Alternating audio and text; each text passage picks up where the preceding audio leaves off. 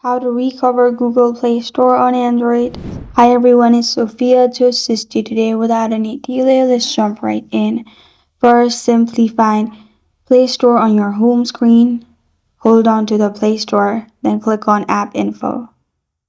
You will find this kind of screen pop up. In here, simply disable. After you've disabled, click on Disable App again, and then you're good to go. You need to open Settings again. In here, go to search button on top right and then search apps. Click on apps and notifications. After you've clicked on apps and notifications, click on see all apps.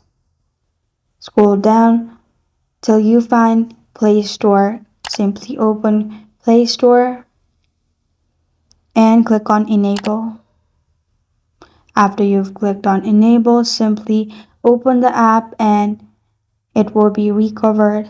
This is how to recover Google Play Store on Android. Thank you for joining me today. If this video helps you out, please leave a like and subscribe for more. Got a question or want to suggest a topic? Comment below. I am Sophia signing off. Until next time.